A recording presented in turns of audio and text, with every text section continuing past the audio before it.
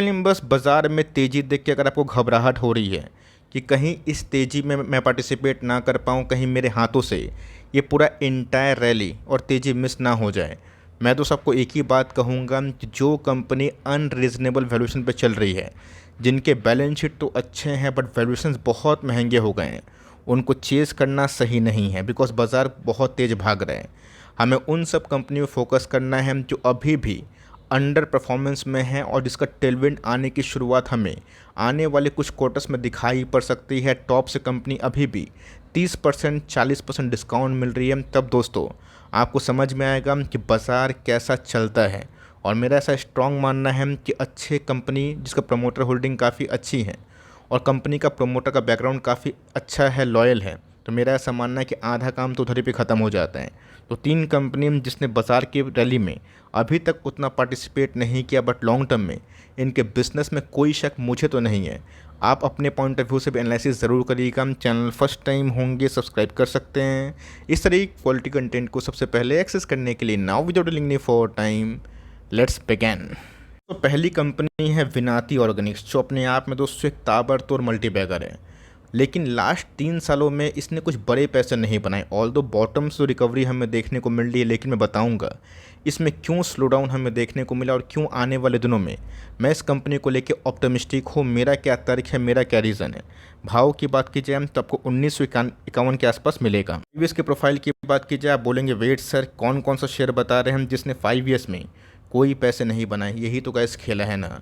अभी के टाइम जो नए निवेशक हैं उनका फोकस साफ है कि लास्ट 2-3 सालों में कौन सा कंपनी 5-10 गुना हुआ है और टॉप पे खरीद के उसके बाद जब स्टॉक्स में करेक्शन हो जाता है और स्टॉक कॉन्सोलिडेशन फेज में फंस जाता है तो लोग बोलते हैं मैं फंस गया टॉप पे। लेकिन जो कंपनी अभी तक परफॉर्म नहीं की है तो रीज़न पता होना चाहिए क्यों परफॉर्म नहीं की है। क्या आने वाले कल में गुड टाइम अहेड है? तो मेरा ऐसा मानना है कि वेरी गुड टाइम अहेड है। कंपनी ने भले 5 साल में कोई बड़े पैसे नहीं बना के दिए बट कंपनी के बैकग्राउंड की बात की जाए ये काफ़ी सॉलिड है। लॉन्ग टर्म की बात की जाए तो मैं गाइस जनरली लॉन्ग टर्म में ही प्रेफर करता हूँ स्टॉक को खरीदना।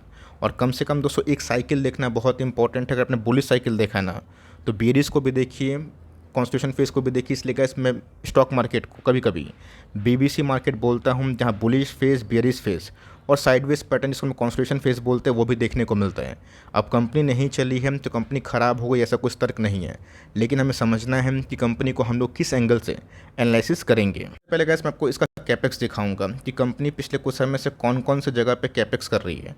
तो रिसेंटली गैस कंपनी ने 580 करोड़, 300 करोड़ और 280 करोड़ के आसपास अपने प्राइवेट कैपेक्स किया है, जिसका आउटकम हमें आने वाले दिनों में दिखाई दे सकता है। कंपनी थोड़ा सा अंडर परफॉर्म इसलिए की है बिकॉज कंपनी का मैक्सिमम जो केमिकल्स है ना ये एक्सपोर्ट में जाता है और जिस कंट्रीज़ में कंपनी का एक्सपोर्ट होता है वहाँ पे स्लो डाउन है। अब दोस्तों इंटरनेशनल मार्केट में रेट कट की शुरुआत हो गई, मतलब GDP में एक्सपेंशन होने की उम्मीद है, शॉर्ट टर्म में नहीं लॉन्ग रन में। और जिस इंडस्ट्री में दोस्तों ये कंपनी केमिकल सप्लाई करती है काफ़ी डाइवर्सिफाई है और जिस देश में कंपनी केमिकल सप्लाई करती है अगर उसका GDP ग्रो होगा ना तो इस कंपनी को भी अच्छे खासे जो ऑर्डर्स है वो मिलना शुरू हो जाएंगे। सबसे पहले क्या जो ज्योग्राफिकल प्रेजेंस है मैं आपको ज़रूर दिखाऊंगा तब आपको समझ में आएगा। सबसे पहले क्या देखिए ये कौन कौन से इंडस्ट्रीज़ में केमिकल्स को बनाती है और ऑफकोर्स उसमें काम काज करती है। वाटर ट्रीटमेंट जो गैस इस बार बजट में FM ने हमारी इसको लेके बुलिश स्टेटमेंट दिया है। Construction, paint, coating, personal care, agrochemical सारे के सारे दोस्तों इंडस्ट्री रेट कट से पॉजिटिव इम्पैक्ट खाने के दावेदार है।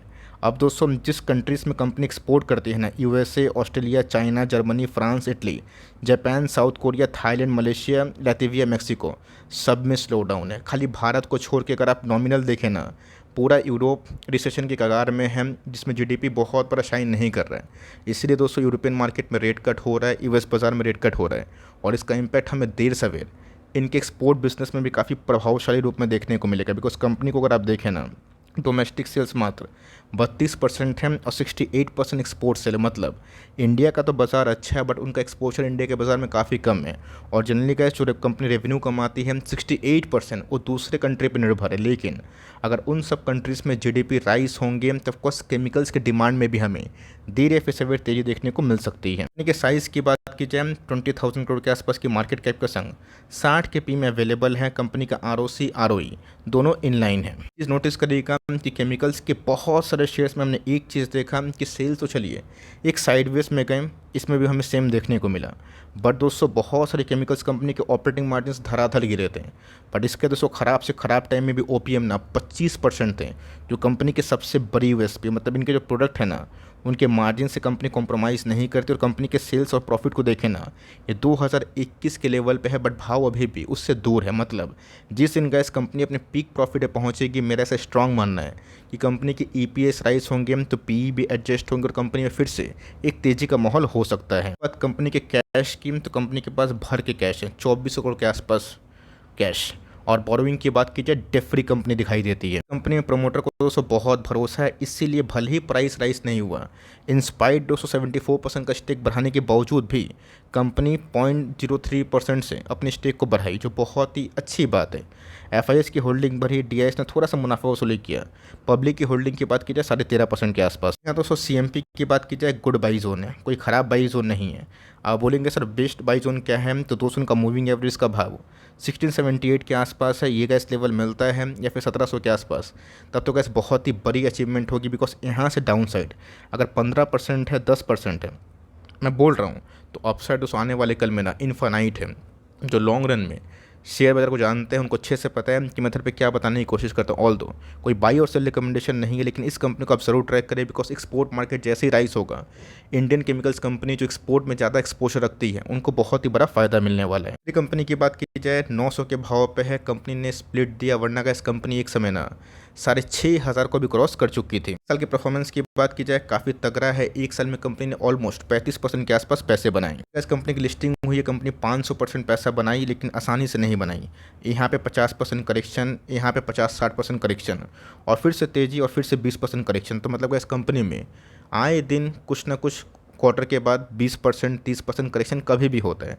बट कंपनी सॉलिड है। स्टॉक का नाम अगर आप देखें, आईआरसीटी से, Indian railway catering and tourism corporation. IRCTC के अपने उसको बताने की आवश्यकता नहीं है, इन्हीं का प्लेटफॉर्म आप यूज़ करते हैं, इन्हीं का पानी पीते हैं, खाना खाते हैं। टूरिज्म, तीर्थ यात्रा, सब में कंपनी आगे बढ़ रही है। आप बोलेंगे वेट सर, मैं तो घर से खाना लेके जाता हूँ, घर से पानी लेके जाता हूँ, वो अलग बात है। लेकिन यस, इतने सारे करोड़ों करोड़ों पैसेंजर हैं, इनका सर्विस दोस्तों हर जगह पे अवेलेबल है, आप सबको अच्छे से पता है। टिकटिंग में गैस कंपनी मोनोपोली है। और फूड बेवरेजेस की बात की जाए, इसमें भी गैस कंपनी काफ़ी काम कर रही है। होटल और टूरिज्म में भी कंपनी काफ़ी एक्सपोजर कर रही है। तो 71,000 करोड़ के आसपास की मार्केट कैप है। मतलब एक बड़ी कंपनी है 60 का भी, जो मोनोपोली को देखते हुए मैं इसको बहुत एक्सपेंसिव नहीं बोलूँगा। बिकॉज मोनोपोली कंपनी आपको 5-10 का पी में नहीं मिलेगी। और रही बात कंपनी की आरओसी आरओई, ये दोस्तों माइंड ब्लोइंग है। 15-20-25% को तो हम लोग पूछते हैं, और कंपनी के आरओसी 53%, आरओई 40%। मतलब कंपनी का एक शेयर उनके बिजनेस में 40% कमा के दे रहा है। ये तो नोटिस करिएगा कि कंपनी का जो प्राइस टू अर्निंग है ना, एवरेज पी पे ट्रेड कर रहा है। मतलब गैस अगर आप देखें तो कंपनी का मीडियन पी 70 के आसपास है, और कंपनी अपने उस लेवल से सस्ते पी पे ट्रेड कर रही है। तो यहाँ से गैस में बहुत बड़ा डाउन साइड इस कंपनी में उम्मीद नहीं करता। वो हो भी जाता है, बाजार की महिमा है, तो आपको अच्छा शेयर डिस्काउंट प्राइस में मिलेगा। क्योंकि सेल्स फिगर को देखें तो लगातार बढ़ते हुए देखने को मिल रहे हैं, अपवर्ड ट्रैजेक्टरी में जाता हुआ देखने को मिल रहा है। वंदे भारत दोस्तों एक नया बूस्ट इस कंपनी के लिए ला सकता है। ऑपरेटिंग मार्जिन ज़्यादा इसलिए कंपनी के होते हैं ना, बिकॉज कंपनी का जो प्लेटफॉर्म बेस्ड मॉडल है, जिसके वजह से gas low cost business model है, जो गैस कंपनी को लॉन्ग टर्म में मोनोपोली के संग ऑफकोर्स अपना जो एक्सपोजर है ना हमेशा बढ़ाने की कोशिश करती है। नोटिस करिएगा कि कंपनी के पास एडिक्वेट मात्रा में रिजर्व्स और बोरोइंग्स की बात की जाए एकदम ना के बराबर है। ये दोस्तों रिस्क इस कंपनी का क्या है कि प्रमोटर होल्डिंग, मतलब प्रेसिडेंट ऑफ इंडिया की ओन कंपनी है, सरकारी कंपनी है। जो सरकारी आप बोल सकते हैं कि प्रेसिडेंट की कंपनी, मतलब उन्हीं का एक्सपोजर जाता है। तो कभी कभी क्या होता है कि अनाप शनाप न्यूज़ वो लेके आ जाते हैं। बीच में गैस उन्होंने साफ साफ बोला था गवर्नमेंट ऑफ इंडिया ने, रेलवेज़ ने, कि अब आपको जो टिकटिंग बिजनेस में 50% जो रेवेन्यू शेयरिंग करना पड़ेगा। इसको लेके लोगों ने बहुत ज़्यादा आक्रोश दिखाया था, और स्टॉक उसी दिन 30% गिरा था, और लगातार लोअर सर्किट, मुझे याद है। अगर आप इससे ओके हैं, दिन गैस कंपनी अच्छी है, कुछ ना कुछ रिस्क कंपनी में होता ही है। लेकिन कंपनी का बिजनेस मॉडल ना ये बहुत मजबूत है। अगर सरकार का इंटरवेंशन इस कंपनी में नहीं हुआ, सरकार ने छोड़ दिया कि जाओ भाई अपने मर्जी से काम करो, तो कंपनी में गैस काफ़ी ग्रोथ है। एफआईएस की होल्डिंग थोड़ी ट्रिम हुई है, बट डीएस लगातार अपने स्टेक को बढ़ा रहे हैं। और पब्लिक होल्डिंग की बात की जाए, स्टॉक की बात की जाए, उसमें हमें गिरते हुए देखने को मिल रही है। बात दोस्तों मंथली चार्ट की, तो जी हाँ गैस बहुत ही अच्छा डिमांड जोन पे कंपनी है। 900 का लेवल टूटा है, तो 850 का लेवल की बात की जाए, बिलो 850 इस कंपनी में मुझे वैल्यू दिखाई पड़ती है। अगर आप एक लॉन्ग टर्म इन्वेस्टर हमारे साथ इन्वेस्ट किए थे, आपको तो अच्छा ही प्रॉफिट हो रहा होगा, बिकॉज इस कंपनी को हम लोगों ने कोविड के टाइम होल्ड किया था। वहाँ से गैस कंपनी 4-5-6 गुना भागी थी और उसके बाद गिर के आधा भी हुई थी और फिर से भागते हुए देखने को मिल रही है। तो पुरानी होल्डिंग, मेरा ऐसा मानना है कि मैं तो कंटिन्यू करूँगा। आप अपनी बात कमेंट बॉक्स में ज़रूर सामने रखिएगा। फ्रेश एंट्री करने की बात की जाए, स्टैगर्ड वे में, टुकड़ों में बाइंग किया जा सकता है। कंपनी की बात की जाए, एक हाथी कंपनी है, 5300 का स्टॉक। लोग बोलते हैं कि सर इतना महंगा स्टॉक क्यों बताते हैं। 500 का एक स्टॉक खरीदिए, 5300 का एक स्टॉक खरीदिए, मतलब 500 का एक स्टॉक का 10 मल्टीप्लाई करिए और 5,000 का एक स्टॉक खरीदिए, बात एक ही है। 5000 का स्टॉक 10,000 जाए या फिर 500 का स्टॉक 100 जाए, ये दोस्तों प्राइस से जज मत करिएगा, मार्केट कैप जज करिएगा और कंपनी की ग्रोथ से। कंपनी का ग्रोथ सही होगा तो क्या पता है एमआरएफ का जैसा कंपनी 1,00,000-2,00,000 में भी ट्रेड करे। साल की परफॉर्मेंस की बात की जाए, काफ़ी अच्छी है, 44% के आसपास कंपनी भागी है। लॉन्ग टर्म की बात की जाए, वो तो गैस क्या ही कहना है, लॉन्ग टर्म में गैस अभी भी कंपनी ने 800% के आसपास पैसे बनाए। सिंस आईपीओ, जब आईपीओ लिस्टिंग हुई थी तो स्टॉक एक तरफा भागा था और उसके बाद गैस कंपनी अपने टॉप पे ही आते हुए देखने को मिल रही है। बट वीकली और मंथली जो क्लोजिंग है ना, अपने टॉप से ऊपर हमें देखने को मिल रहा है, जो बहुत ही अच्छी बात है। स्टॉक का नाम अगर आप देखें, एवेन्यू सुपरमार्ट या फिर राधा कृष्ण दमानी सर की एक बहुत ही शानदार शाखा डी मार्ट। डी मार्ट का नाम आप जानते भी होंगे, यूट्यूब में सुने होंगे, सोशल मीडिया पे सुने होंगे, बट कंपनी के बारे में आप थोड़ा और पता करें, इनके स्टोर विजिट करें और देखें कि इनका बिजनेस मॉडल क्या है।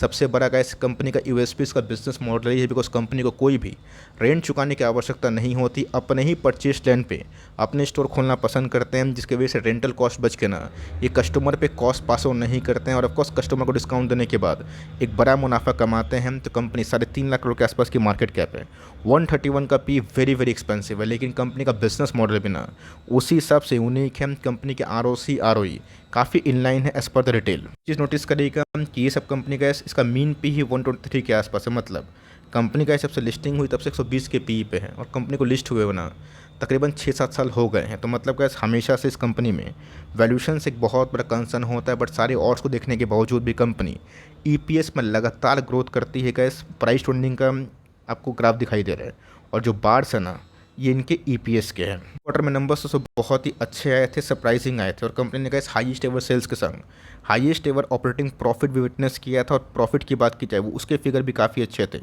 स्टोर काउंट्स में वृद्धि हुई थी, तो बहुत सारे एनालिस्ट जो बहुत ही बेरिश कमेंट किए थे कि कंपनी 3,000, 3,500, 3,200 इतना ही घूमेगी। इस पूरे फाइनेंशियल ईयर की मैं बात बोल रहा हूँ। आज गैस कंपनी कितना पे है, 5500 के आसपास, मतलब एनालिस्ट लोग की उम्मीद से भी कंपनी 50-60% चल चुकी है। बॉटम से बस रिकवरी हुई है, बट कंपनी के सेल्स की बात की जाए ना, वो ख़राब से ख़राब केस में बढ़ रहे हैं, ओपीएम बढ़ रहे हैं। टैक्स की बात की जाए तो ऑफकोर्स उसको छोड़ के कंपनी के पैट की फिगर की बात की जाए, वो स्लोली स्टेडली बढ़ रहे हैं। और ऑफकोर्स रेपो रेट में अगर टैक्स मतलब कट अगर होता है तो कंज्यूमर बिहेवियर भी गैस काफ़ी इनलाइन आ सकती है। ये नोटिस करिएगा कि कंपनी के पास रिजर्व्स का भंडार है, 18,000 करोड़ का रिजर्व्स, मामूली बात नहीं होती है। बोरिंग्स की बात की जाए ना के बराबर है, लॉन्ग टर्म और शॉर्ट टर्म बोरिंग तो जीरो ही है और जो बोरिंग आपको दिखाई दे रहा है सारा का सारा लीज लाइबिलिटी है। होल्डिंग की बात की जाए, 75% दोस्तों स्टेक उन्हीं के पास है, ऑलमोस्ट, मतलब पूरा 75% नहीं, 74.64%। एफआईएस की होल्डिंग बढ़ी, डीआईएस ने थोड़ा बहुत मुनाफा काटा है। पब्लिक की होल्डिंग की बात की जाए, उसमें लगातार गिरावट है, बिकॉज स्टॉक जब चल नहीं रहा था तो बहुत लोग फ्रस्ट्रेशन में आके बेच दिए, उनके बेचते ही स्टॉक भाग गया। तो तीनों दोस्तों कंपनी महा मल्टीबैगर है और प्रोमोटर ग्रुप काफ़ी अच्छा है। आईआरसीटीसी सरकारी कंपनी प्रोमोटर ग्रुप वाली है, आप उसके ऊपर विचार कर सकते हैं। बट मेरा ऐसा मानना है कि डिस्क्लेमर देके मैं तो क्या इस कंपनी को होल्ड करता हूँ और कंटिन्यू भी करूँगा। रेस्ट आपकी मर्ज़ी, आपके पैसे, आपको सही लगता है तो जो चीज़ आपको अच्छा लगता है वही आप काम करें। कोई बाई और सेल रिकमेंडेशन मत समझिएगा। वीडियो अच्छी लगी तो प्लीज़ लाइक करिएगा, चैनल फर्स्ट टाइम होंगे सब्सक्राइब करके बेल आइकन को प्रेस करना भी ना भूलिएगा। दोस्तों मिलते हैं जल्द ही, तब तक के लिए bye. Thanks for listening friends, God bless you all.